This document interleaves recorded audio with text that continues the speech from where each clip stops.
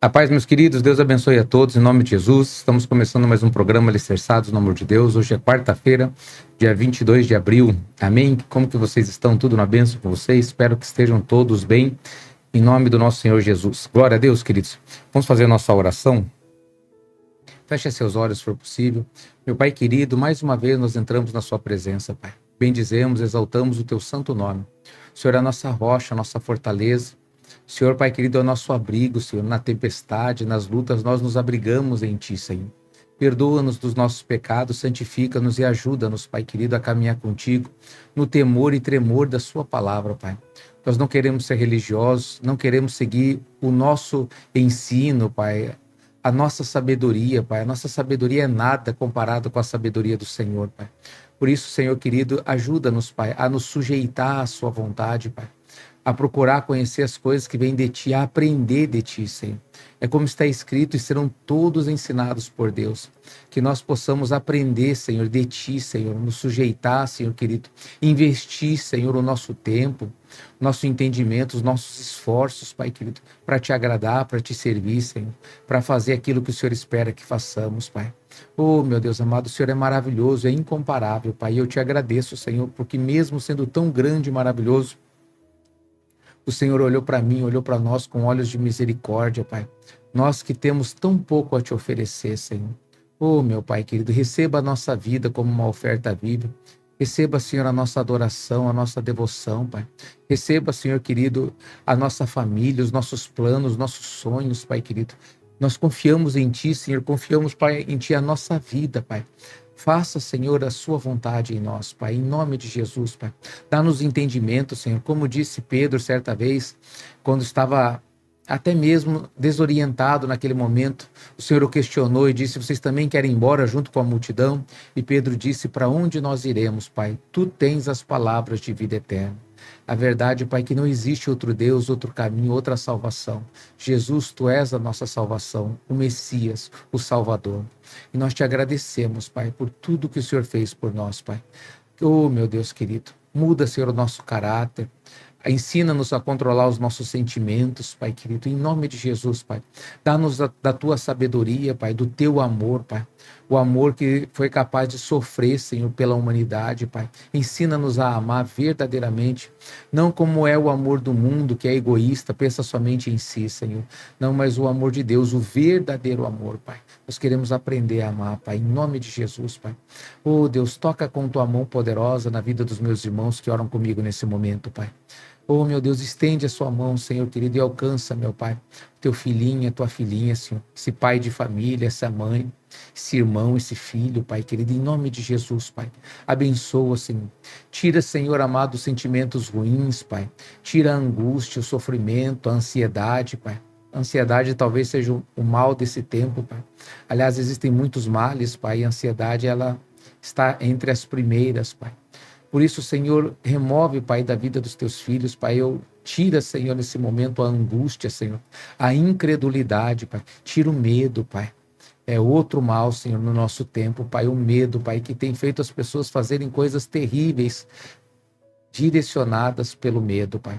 Meu Pai querido, abençoa, meu Pai, derrama, Senhor, da Tua unção, do Teu poder, do Teu Espírito, Pai, sobre a vida dos Teus filhinhos, Pai. Aviva a Tua obra, Pai. Abençoa, meu Pai amado, o Teu povo, os Teus filhos, Pai. Tira, Senhor amado, todos os sentimentos ruins e a alegria do Senhor, Pai, que é nossa força, venha transbordar de cada coração, Senhor. A certeza que o Senhor está no controle de tudo e tudo que o Senhor faz coopera para o nosso bem, Pai. Abençoa, Pai amado, a Irmandade, Senhor. Abençoa a Tua igreja, Pai. Abençoa o Ministério Alicerce, Pai querido. Abençoa as igrejas, Pai. Cada igreja, Pai. Aonde os Teus filhinhos, Pai amado, estiverem ouvindo. Cada cidade, Pai. Nós sabemos que para Ti não há distância, Senhor. Por isso alcança os Teus filhos, Pai. Em nome de Jesus, Pai. E abençoa, Senhor. Restaura casamentos, saúde, família, Pai. A vida financeira, o trabalho e principalmente, Pai, o chamado do Senhor, o ministério de cada um dos Teus filhos. Eu os abençoo com a autoridade que o Senhor me deu, Pai, pelo poder do nome de Jesus Cristo. E você que crê e recebe, diga amém, diga eu recebo. Diga obrigado, Jesus. Glória a Deus. Amém, meus queridos. Glória a Deus. Deus abençoe a todos, queridos. Em nome de Jesus, toma posse dessa oração. Pegue ali o copo com água para nós fazermos também a oração. junto com um copo com água, né? Ou a jarra, garrafa de 2 litros, 20 litros. Usa, conforme você sentir no coração, usa a fé, queridos, e creia que Deus vai curar, vai abençoar. Amém? Pegue ali, hoje nós estamos lendo a Torá e hoje provavelmente, né? É quase certo que nós vamos encerrar, né? Concluir a leitura da Torá, né? Que termina no livro de Deuteronômio, né? Então é o 33 hoje e o 34, né? E acaba o livro de Deuteronômio, queridos. É uma leitura maravilhosa, essa leitura da Torá foi muito abençoada. Para mim, ministrou muito no meu coração, queridos, né? Muita coisa eu aprendi. Mesmo nós lendo várias vezes, todas as vezes que nós lemos a palavra de Deus, Deus tem muito a nos ensinar, né? E é errado a pessoa pensar o contrário, né, queridos? Às vezes, na nossa, como que eu posso dizer, na nossa adolescência espiritual, nós achamos que sabemos tudo, né? Ah, já conheço, já sei, sai nada, né? Estamos aprendendo todo dia, estamos aprendendo com Deus, né? E graças a Deus por isso, que seja assim até a volta de Cristo nas nossas vidas, né? Glória a Deus, queridos. Levante então esse copo com água, em nome de Jesus. Pai querido, abençoa essa água que os teus filhos apresentam a ti, Senhor. Coloca a tua unção, transforma essa água, Pai, no remédio que eles precisam para a cura do corpo físico e também do corpo espiritual, Pai. Em nome de Jesus, quem beber dessa água, receba o milagre do Senhor. Amém. Obrigado, Jesus. Podem beber, queridos.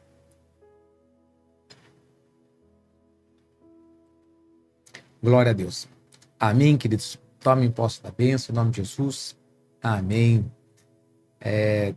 Quero pedir que os irmãos compartilhem, curtam ali, dê o joinha, o like, né, queridos? Dê o like ali e comentem, meus amados, tá? Comentem para que eu possa saber que vocês estão, quem está assistindo, né, para poder mandar um abraço para vocês ali, tá bom, queridos? Em nome de Jesus, deixa eu mandar um abraço, então. Deus abençoe, queridos, a nossa igreja, Paranaguá, nossa sede. Deus abençoe Matinhos, queridos. Deus abençoe Guaratuba, Pontal do Paraná, né? Deus abençoe, queridos, a nossa igreja em Pontal do Paraná.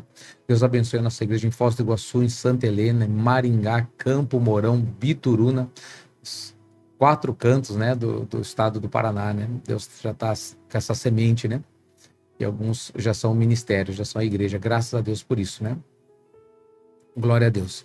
Também em Sapucaia do Sul, no Rio Grande do Sul, Deus abençoe a nossa igreja em Sapucaia do Sul, Deus abençoe a nossa igreja em Sorocaba, São Paulo, Guarulhos, São Paulo, Blumenau, Santa Catarina também, São Miguel do Oeste, Deus abençoe, queridos, em nome de Jesus. Estados Unidos, Deus abençoe. Na Espanha também, Deus abençoe, queridos, né? Tem uma irmã que nos acompanha da Espanha, nós temos 2 irmãos, pelo menos, que nos acompanham dos Estados Unidos. Deus abençoe também a Paraíba, os nossos irmãos que nos acompanham da Paraíba, João Pessoa, queridos, tá? Deus abençoe em nome de Jesus Cristo, queridos. Então, aonde você estiver nos ouvindo, nos assistindo, sejam abençoados em nome de Jesus. Glória a Deus. Amém, meus queridos, tá? Não esqueça de dar o like e escreva, que manda um oi, um amém, um glória a Deus. Escreva os comentários de vocês aí em nome de Jesus. Isso ajuda muito e também alegra bastante. Eu gosto de ver quando vocês participam, queridos, eu fico bem feliz também, tá bom? Vamos lá então para a leitura, Deuteronômio capítulo 33. Eu acredito que o programa hoje vai ser um pouco mais rápido, tá, queridos? Mas Deus quem sabe. Vamos lá. E esta é a bênção com que Moisés, o homem de Deus, abençoou os filhos de Israel antes da sua morte. Então nós lemos ontem, querido, né, que Deus, ele disse, agora você vai subir ao monte, né? E disse o porquê que ele morreria lá no monte, né? Ele seria levado, recolhido junto com seus pais, né? É assim que Deus falou ali, né? E o motivo era por causa do pecado ali na questão da água, né? O Moisés não santificou Deus perante o povo de Israel naquele momento, né? Você vê como que os sentimentos são perigosos, que nós temos que cuidar com isso, porque nós podemos perder grandes bênçãos quando nós somos movidos por sentimentos, né? Moisés estava ali num zelo, né, e ira também ali, porque o povo ficava incomodando ele, ficava blasfemando dele constantemente, né? Então, por causa disso, ele não entrou na terra prometida, queridos. Então, isso é muito importante para nós vermos, né? Aprendemos, né? Controlar os nossos sentimentos. Então, esta é a bênção com que Moisés, o homem de Deus, abençoou os filhos de Israel antes da sua morte. E ele disse: o Senhor veio do Sinai e se levantou de Seir até eles. Ele brilhou desde o monte Parã e veio com 10 milhares de santos. Da sua mão direita saía uma lei ardente para eles. Olha que interessante isso, queridos. Eu vou ler novamente. E ele disse: o Senhor veio do Sinai, se levantou de Seir até eles, ó. Ele brilhou desde o Monte Parã e veio com 10 milhares de santos. Da sua mão direita saiu uma lei ardente para eles. Sim, ele amava o povo. Todos os seus santos estão na tua mão, e eles se assentaram aos teus pés. Todos receberam, ou melhor, receberão as tuas palavras, né? Isso. Moisés nos ordenou uma lei, a herança da congregação de Jacó. E ele foi rei em Jesurum, quando os cabeças do povo e as tribos de Israel se congregaram. Viva Ruben, e não morra, e não sejam poucos os seus homens. Esta é a bênção de Judá. E ele disse: ouve, Senhor, a voz de Judá, e traze-o ao seu povo. Suas mãos sejam suficientes para ele, e que lhe seja uma ajuda contra seus inimigos. Você vê que Judá, queridos, né, foi o que mais, os remanescentes, né, queridos? Israel praticamente se perverteu, e quando se dividiu, passou a ser Judá, né, a tribo de Judá, queridos, né? Ou seja, era 2,5 tribos, mas se chamava Judá. E hoje, precisamente, nós conhecemos o povo de Israel como os judeus, né? Você vê que como foi forte mesmo a bênção, né, a respeito da tribo de Judá, que mesmo com seus erros, suas falhas, eles estão até hoje, né, são a única tribo que é conhecida, né, os judeus, né, que agora é a nação toda, é conhecida como os judeus, né? Mas era só uma tribo, né? E o restante das outras tribos praticamente foram espalhadas, né? Vou ler novamente. Esta é a bênção de Judá. E ele disse: ouve, Senhor, a voz de Judá e traze-o ao seu povo. Traz Judá ao seu povo. Suas mãos sejam suficientes para ele. E que lhe sejas uma ajuda contra seus inimigos. E de Levi, ele disse, seja o teu tumim e o teu urim. Lembra que era o tumim e o urim? Era a questão da sorte, né? Que eles faziam para quando tinha uma questão muito difícil. Eles usavam o tumim e o urim para que Deus, através dessa direção, daquelas pedras, ele dissesse, né? Cessasse a questão, que Deus usaria isso. Foi Deus que deu, né? Não é hoje que se tira a sorte, minha mãe mandou, né? Mas era algo que Deus deu a direção ao povo de Israel. Naquela questão que eles não conseguiriam entender, Deus daria a direção entre um ou outro. Vou ler novamente. E de Levi ele disse, seja o teu turim e o teu urim para o teu santo, a quem provaste em Massá, e com quem contendeste nas águas de Meribá.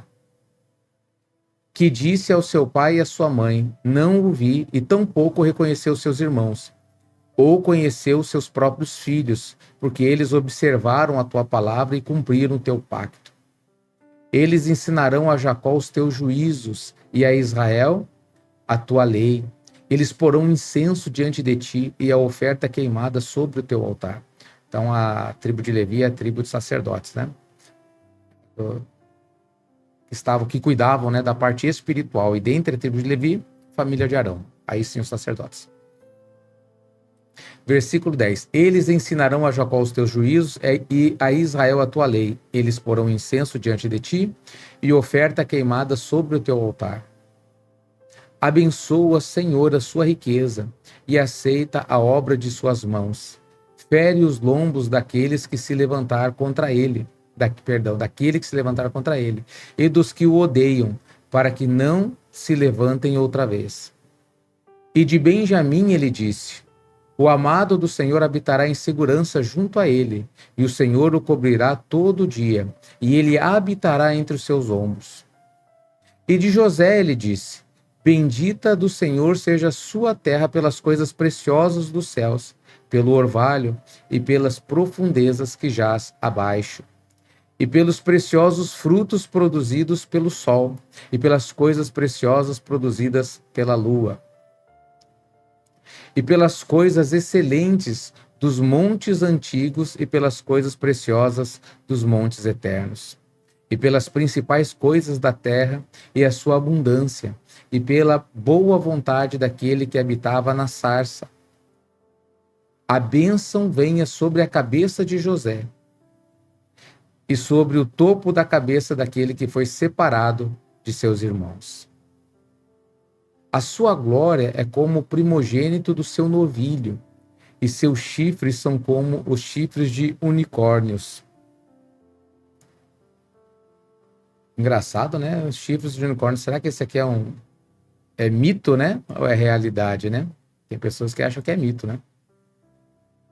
Com eles empurrarás o povo até as extremidades da terra, e são os 10 milhares de Efraim, e são os milhares de Manassés. E de Zebulon ele disse: Alegra-te, Zebulon, nas tuas saídas, e Isacar em tuas tendas. E eles chamarão o povo ao monte, e ali oferecerão sacrifício de justiça, porque chuparão da abundância dos mares e dos tesouros ocultos na areia. E de Gade ele disse: Abençoado seja aquele que dilatar Gade. Ele habita como um leão e rasga o braço com a coroa da cabeça. E ele proveu a primeira parte para si, porque ali, em uma porção do legislador, ele estava assentado, e veio com os cabeças do povo. Ele executou a justiça do Senhor e seus juízos com Israel. E de Dan ele disse: Dan é um leãozinho, ele saltará de Baçã. E de Naphtali ele disse: ó Naphtali, satisfeito com benevolência e cheio com a bênção do Senhor, possui tu o oeste e o sul. E de Asser ele disse: seja Asser abençoado com filhos, seja aceitável a seus irmãos e mergulhe seus pés em azeite. Os teus calçados serão ferro e bronze, e com os teus dias assim será a tua força. Como teus dias assim será a tua força. Não há ninguém como Deus de Jesurum, que cavalga sobre os céus, em tua ajuda e em sua excelência no céu. O Deus eterno é teu refúgio, e debaixo estão os seus braços eternos, e ele expulsará o inimigo de diante de ti, e dirá: destrói-os. Então Israel habitará só e em segurança. A fonte de Jacó estará em uma terra de grãos e vinho. Também os seus céus gotejarão orvalho. Feliz és tu, ó Israel. Quem é como tu, ó povo salvo pelo Senhor? E escudo do teu socorro, que é a espada da tua excelência? E os teus inimigos serão descobertos como mentirosos diante de ti, e pisará em seus lugares altos. Que maravilha essa palavra, né, queridos? Essa palavra é profética para nós hoje como igreja, né? Não se cumpriu em Israel, queridos, né? Apesar que o tempo de Davi foi um tempo muito glorioso, tempo do profeta Samuel, né? Algumas situações, Salomão também, na primeira parte do reinado de Salomão, Israel foi muito glorioso, né? Mas essa glória aqui, ela tá para a igreja, né? Para o povo de Israel de Deus hoje, né, queridos? Quem que imaginaria, né? Glória a Deus. Então, o Moisés estava repetindo a bênção que Jacó deu aos seus filhos antes de morrer, né? Por isso ele disse a respeito disso, né? Então, realmente, as tribos de Israel receberam a bênção do Senhor, né? Deuteronômio, capítulo 34. E Moisés subiu das planícies de Moabe até o monte de Nebo, até o topo de Pisga, que está diante de Jericó. E o Senhor lhe mostrou toda a terra de Gileade até Dan, e toda a Naphtali, e a terra de Efraim e Manassés, e toda a terra de Judá, até o mais extremo mar. E o sul, e a planície do vale de Jericó, a cidade das palmeiras até Zoar. E o Senhor disse a ele: esta é a terra que jurei a Abraão, Isaque e a Jacó, dizendo: eu a darei à tua semente. Fiz como que a viste com os teus olhos, mas não irás para lá. Assim Moisés, servo do Senhor, morreu ali, na terra de Moabe, conforme a palavra do Senhor. E ele o sepultou em um vale, na terra de Moabe. Então aqui está a origem do sepultamento, né? Deus sepultou Moisés em um vale, na terra de Moabe, diante de Bet-peor. Mas nenhum homem sabe de sua sepultura até hoje. Qual é o local certo? Sabe. Pastor, será que o Satanás ali, ele tinha posse do corpo de Moisés? Acho que não, né, queridos? Eu acredito que não. Até que o Miguel foi ali contender com ele a respeito do corpo, mas não que ele tinha o corpo na mão, né, mas a intenção do diabo, né, eu acredito que era realmente tirar ele da sepultura e revelar, mostrar, né, a corrupção dele aos filhos para que eles enfraquecessem na fé, né? É uma especulação, uma suposição, tá, queridos? Eu acredito que seja mais ou menos isso que o diabo queria, mas Moisés, né, Miguel, né, foi lá e contendeu com ele e prevaleceu, né? E Moisés, pastor, foi salvo? Eu creio, tenho certeza que foi nesse caso, porque ele aparece na transfiguração no monte com Jesus, né? Moisés e Elias, né? Então vou ler novamente aqui, ó. E ele o sepultou em um vale na terra de Moabe, diante de Bet-peor. Mas nenhum homem, tá, sabe onde sua sepultura até hoje. E Moisés tinha 120 anos de idade quando morreu. O seu olho não se obscureceu, nem a sua força natural se abateu. Uau, queridos, olha que interessante.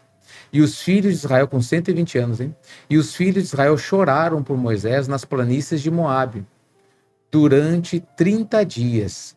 Assim terminaram os dias de pranto e luto por Moisés. Josué, filho de Num, estava cheio do espírito de sabedoria, porque Moisés havia imposto suas mãos sobre ele.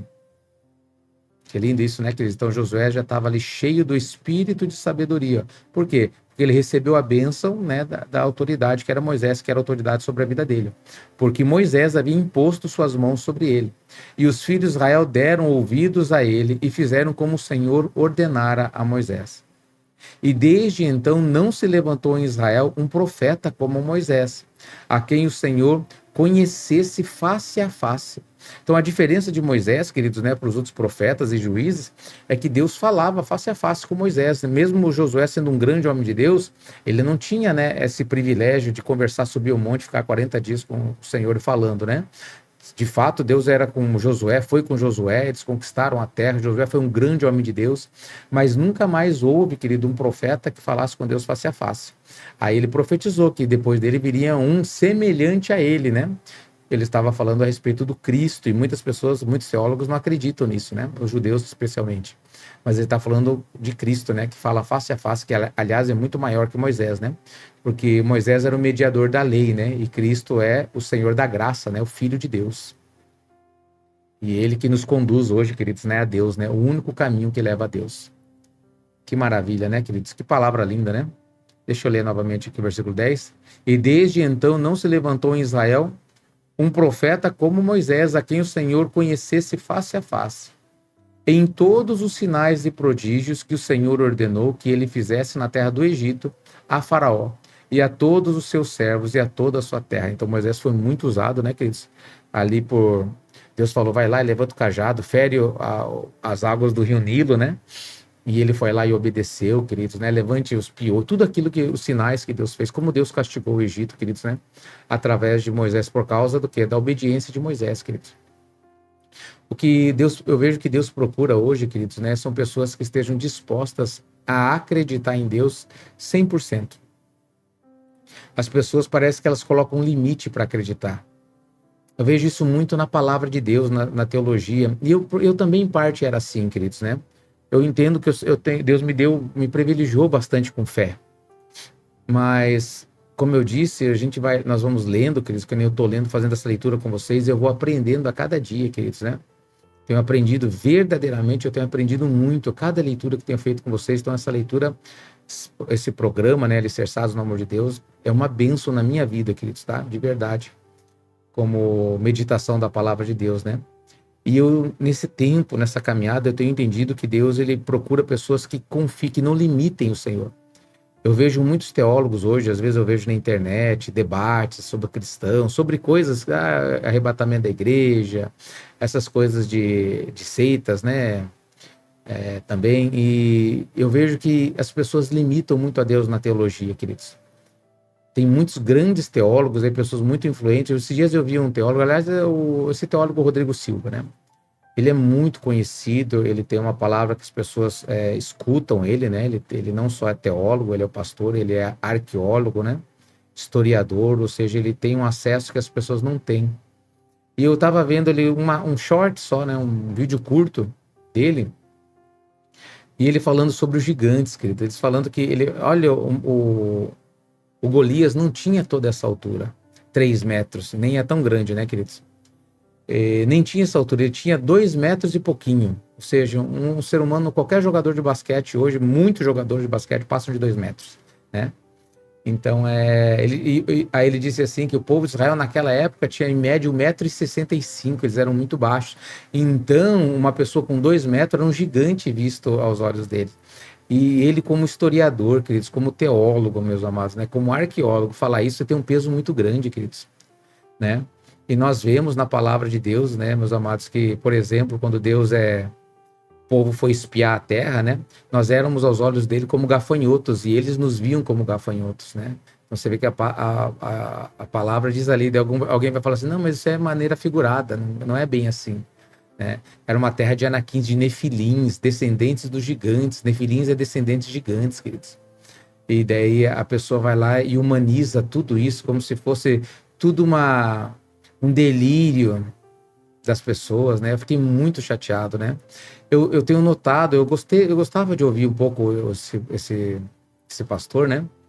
Eu achava ele um pouco mais humilde, né? No início, um tempo atrás, mas ultimamente eu vejo os debates, ele tem muita humildade, conversando simplicidade, mas, queridos, é muito perigoso. Até porque, queridos, né? A, a igreja, né? Que ele congrega, onde é que ele congrega, é considerado uma seita, né? O adventismo, né? Adventista do sétimo dia, né, queridos? Então, falta alguma coisa. Se a pessoa estuda e ainda entende que é ali, que os ensinos lá da Ellen White, né, são irretocáveis, são perfeitos, né? Não tá bem. Não tá bem, né, queridos? Realmente não tá bem. Porque hoje os ensinos que nós temos são os ensinos de Jesus Cristo. Esse sim nós acreditamos 100%. Qualquer pastor que fuja disso, queridos, ele não está bem. Então, se eu defendo alguém que fala isso, que age contra as palavras de Jesus Cristo, não dá, queridos, não dá, não é aceito, queridos, tá? Não tá bem, não tá bem, né? É claro que eu cometo erros, você comete erros, mas nós estamos aqui para nos consertar. Mas o nosso guia, o nosso pastor, o nosso sumo pastor chama-se Jesus Cristo, queridos, né? Ele é a nossa rocha, né? E a palavra dele. Então, você vê lá, você tem que ler o texto e você tem que modificar ele para como que eu posso falar? Para validar aquilo que você vive, queridos. Então, não é o texto original. Se você tem que mudar ele para validar o que você acha que é certo, então você está modificando o que é original. Isso é uma manobra que as pessoas fazem em muitas igrejas, não só nessa igreja, mas em muitas igrejas. Você vê, por exemplo, a teologia da prosperidade, né, que também é considerada uma seita, que não importa a placa, tem placa de igreja que no meio dessa igreja tem muitos pastores que eles servem a mamon e não sabem, e levam o povo a servir a mamon também. E no mesmo ministério tem pastores que não são. Então não dá para você ver você não dá para você generalizar, queridos, né? Mas a teologia da prosperidade é assim, queridos. Ele lê um texto e tem que modificar aquele texto para quê? Para justificar aquilo que ele está dizendo, ou aquilo que ele pensa. É isso que a Igreja Católica faz, queridos, ou fez, né? Ou seja, ele pegou ali, acrescentou aqueles livros apócrifos, queridos, né? Que não são inspirados, o que significa apócrifos? Não inspirados, não é uma coisa que eu estou xingando, falando. O católico sabe que aqueles livros são apócrifos, né? São 7 livros a mais que tem na igreja, na Bíblia. Para quê? Para justificar as doutrinas dele. Não justifica, mas melhora, fica melhor, pouco melhor visto a doutrina que eles, né, ensinam, queridos, né? Então, se você tem que modificar a palavra de Deus, queridos, não está bem, não está certo. Você tirou a pureza dela e misturou. Se você, por exemplo, ler lá a respeito uma coisa básica hoje, que praticamente quase todas as igrejas evangélicas elas fazem hoje, queridos, né? A respeito de muitos ensinamentos e também a respeito do ensinamento do vinho. Eu não posso dizer que vinho é pecado. E a maioria das igrejas evangélicas dizem, queridos, né?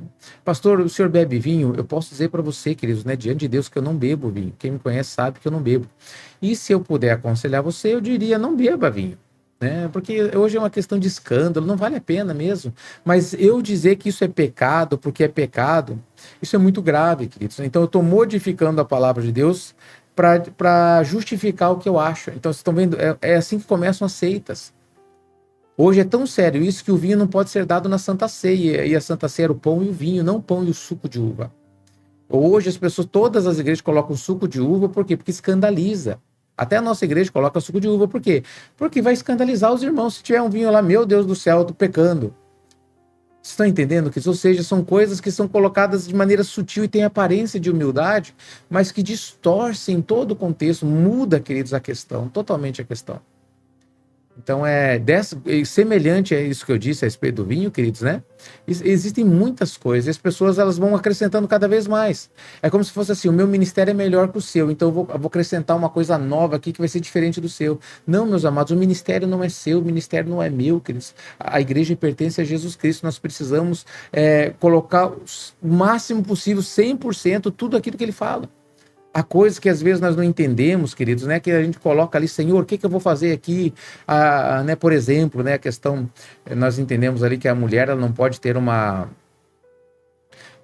cargo de autoridade na igreja, né, queridos? Isso é fato, é bíblico, não é uma questão de cultura, era diferente. Não, não pode ter, o apóstolo falou, e ele diz o motivo, não é porque a cultura do judeu, não, porque a mulher foi enganada, não foi o Adão que foi enganado, foi ela que foi enganada e caiu em transgressão. Ou seja, ele não tem nada a ver com cultura, tem a ver lá com Éden, Adão e Eva. Ou seja, então como que você vai discutir e falar não? Aí você vai lá e fala assim, não, uma questão de cultura, que lá o povo tal. Não é isso que está escrito que não é isso, queridos. Então eu não posso fazer isso, entende, meus amados? Então os pastores às vezes vão e fazem isso, distorcem a palavra para justificar os seus erros, queridos, né? E isso tem virado uma coisa muito comum e tem afastado muito, querido, as pessoas de Deus, né?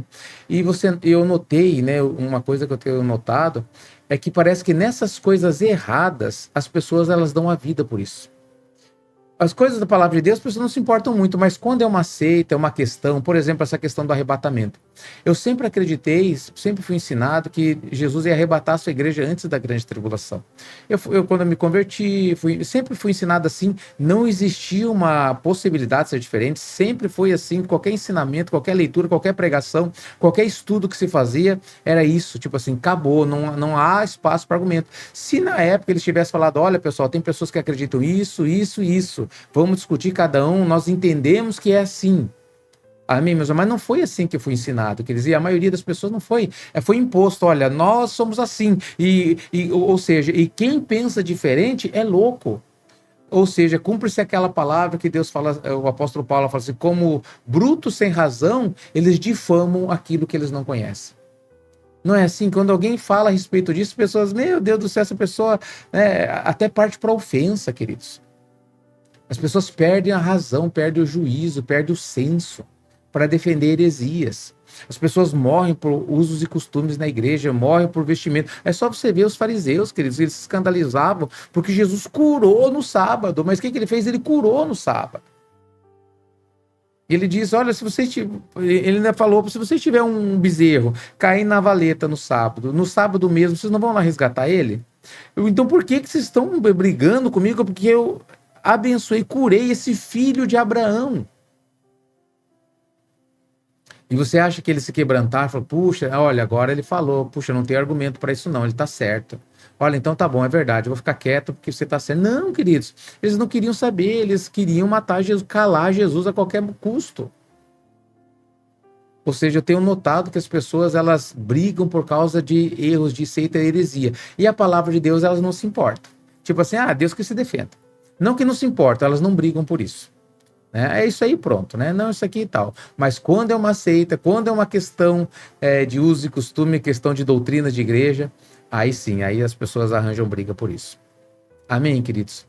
Então, eu tenho notado que Deus tem procurado, queridos, né? Pessoas dispostas a acreditar nele verdadeiramente. E essas questões da teologia têm afastado muitos. Aí tem questões, que outras questões? Aí vem aquela lei da semeadura, né?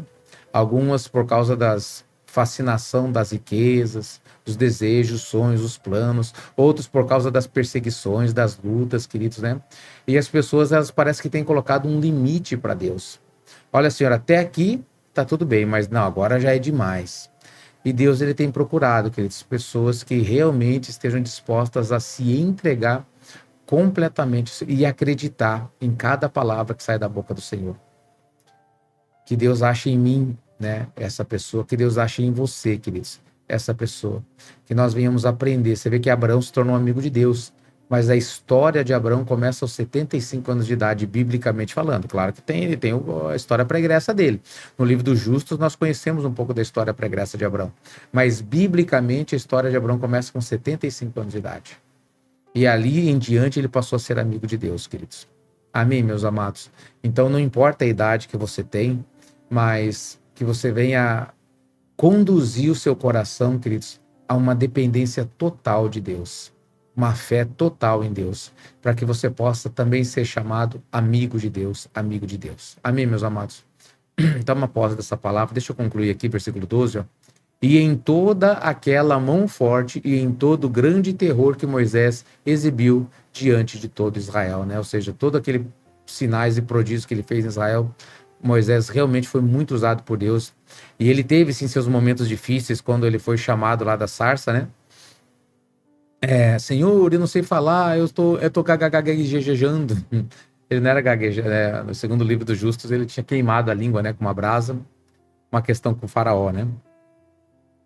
O que eu acredito. Mas ele deu desculpas, né? Não envia outro, não envia. E Deus até ficou meio bravo com ele na hora ali, né? Ou seja, queridos, mas realmente o Moisés foi um homem manso, humilde, muito obediente, digno do nosso respeito, né? Mas Jesus não. Jesus, ele é digno da nossa devoção, da nossa adoração e da nossa vida, queridos.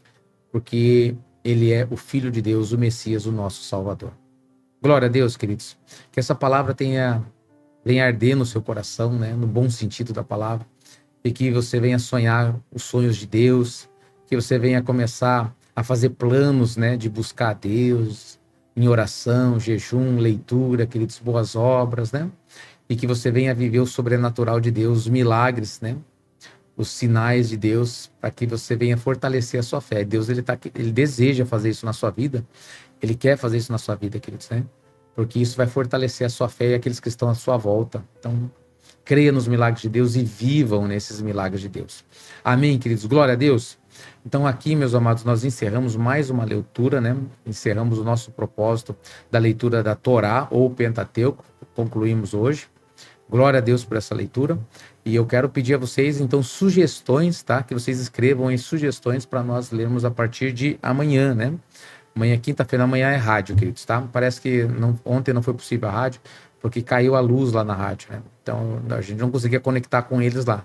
Aí foi mandada a mensagem lá, parece que estava sem luz lá, e realmente não tinha rádio na terça-feira. Então, amanhã, acredito que vai estar tudo certo, né? Nós vamos estar fazendo então o programa com a rádio e na sexta-feira nós voltaremos daí agora com uma nova leitura, tá?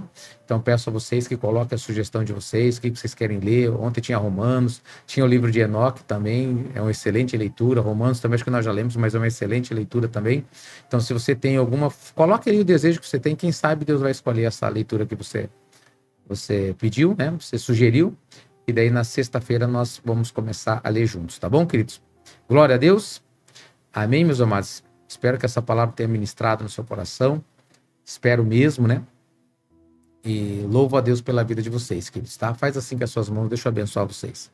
Que a graça, a paz, as misericórdias e consolações do Espírito Santo sejam e estejam na vida e através da vida de cada um de vocês, pelo poder do nome de Jesus Cristo. E você que crê e recebe, diga amém, diga obrigado, Jesus. Queridos, fiquem com Deus. Deus abençoe vocês. Até amanhã às 21 horas com mais um programa Alicerçados no Amor de Deus. Deus abençoe a todos, queridos. Em nome de Jesus.